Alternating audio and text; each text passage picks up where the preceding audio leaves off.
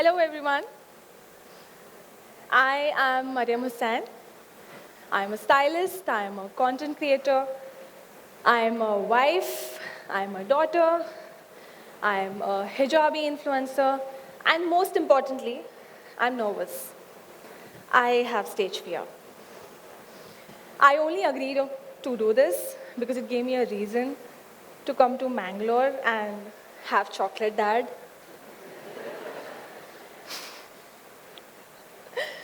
And just like with food and diet, life is all about balance. I'm someone who's constantly trying to balance everything. And what I thought balance would be, it meant to me that doing everything perfectly. Like being a perfect wife, having a perfect social media life, having this perfect Instagram life, having a perfect body, until I realized something very uncomfortable. Balance is not perfection, it's trying to be. We live in a world obsessed with having it all. Social media shows us women who wakes up at 5, journals, prays, goes for a run, runs a business, makes gourmet meals, uh, raises her children, and somehow has that glowing skin. And we are told to do all of this without complaining. As a hijabi content creator, I sit at a very interesting space. Some say you're too fashionable.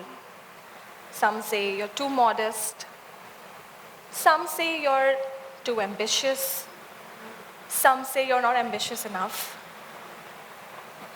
And for years, I kept trying to fit into everyone's version of balance until I felt unbalanced within. Have you ever heard those motivational influencers and speakers?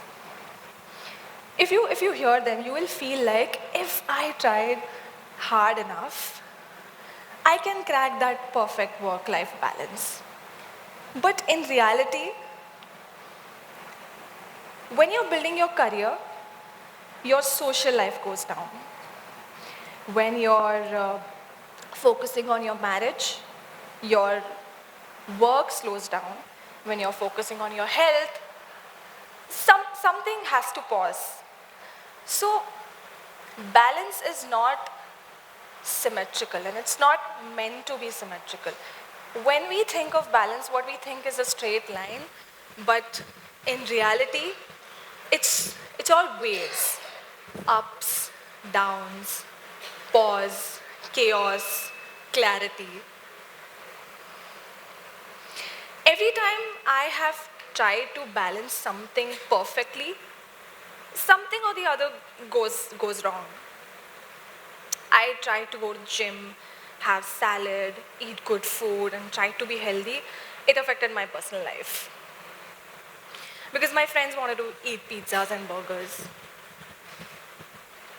I tried to be very consistent on social media, posting straight for 15 days, which meant shooting, editing, posting, engaging with my followers, like everything. That affected my diet. And when I stress diet, I forget to eat food. So now all of that gym wasted. You know, it's very important to have that one person in your life who gives you emotional support. Be it a friend or family or anyone. To me, it's my father. When I was in 12th grade, my dad told me, like I was told by everyone, like, what's the point of studying when you're just gonna get married anyways? And some asked me to do BCom and just sit at home because that was the trend. you get to do your college at least and just sit at home. I did BCom for a year, by the way. But my dad noticed that BCom was not my cup of tea. And I had something more creative within. So he enrolled me to a fashion college. And yes, I did waste a year of mine doing BCom.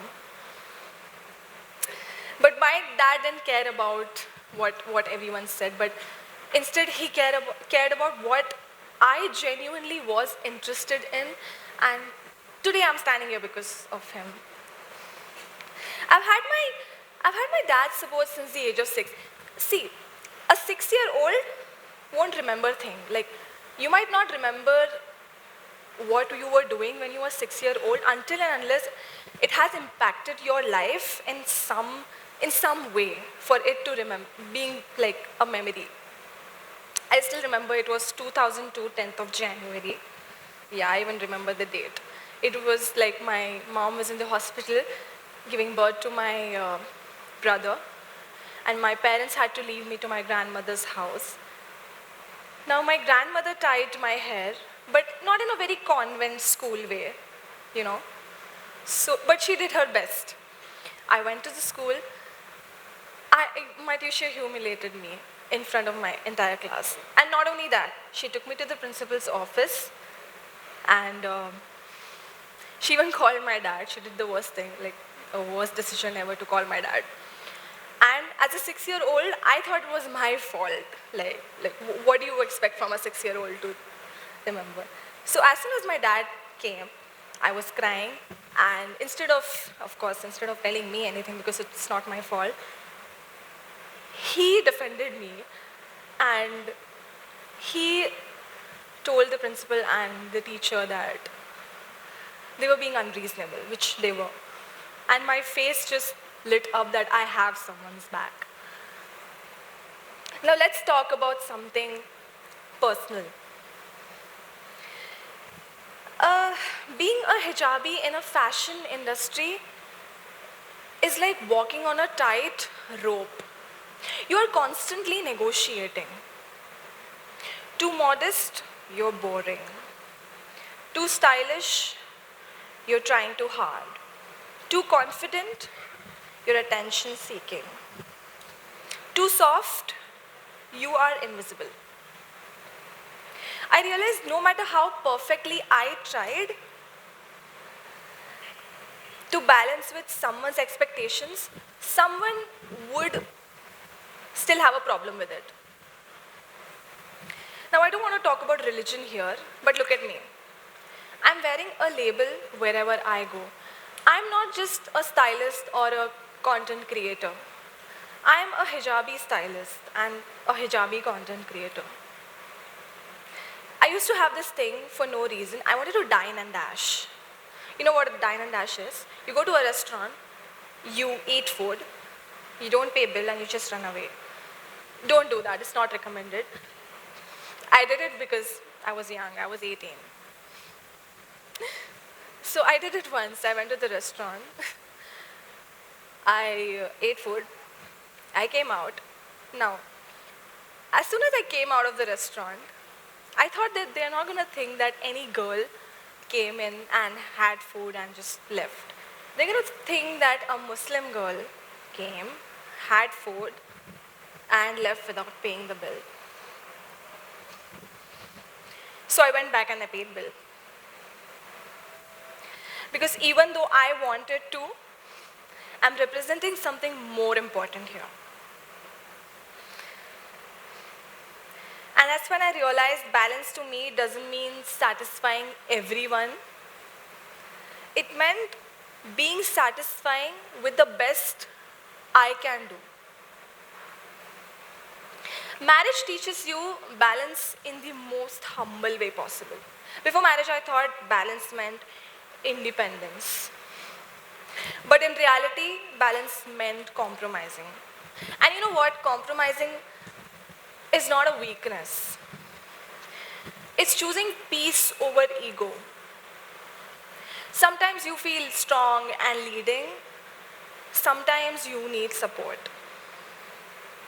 There are days we disagree, there are days we grow, but balance in marriage is not arguing, but choosing each other again and again. And when you're married to a comedian, balance is not trying to hit him when he makes the ninth bad joke of the day. When I got married, my goal was to be this perfect wife and be this perfect daughter-in-law, cook, clean. But then my husband didn't live with his parents. So mostly I was just chilling at home. Sounds like every girl's dream, right? Yeah. I got bored. I'm the elder daughter of the house. I get bored very easily. But that's the thing with fun also. Fun also needs balance. It's only fun when you're watching Netflix instead of studying. It's not fun when you're watching Netflix all day, every day for months. So I got my styling gigs. I did few internships. I worked for free for a few months because I wanted to experience. I got my first gig of 5K a month. Then I got my first gig for 50K a month. I thought that who's gonna pay me 50K? That's what I thought. Eventually, after some time, like watching my husband create content, I started doing it. I started doing that too. The struggle with trying to balance is that you have to do it every day. And every decision is a slider. If you do too much of one thing, something is going to pause. And as a woman, it's extra pressure. Because with that perfect work-life balance, your personal life is equally demanding. Women are expected to do everything. Soft but strong, ambitious but not too intimidating, modest but stylish, independent but not too much. It's exhausting. And here's what I have learned. You cannot perfectly fit society's expectations and your peace at the same time. You will have to choose. And you know what? Choosing peace is not selfish. Over others' expectation is not selfish. It's survival. Imperfect balance is praying even when you're distracted. Showing up even when you're unsure. Working hard but resting. Failing publicly but still trying. Imperfect balance is not aesthetic. It's intimidating. It's intentional. Like,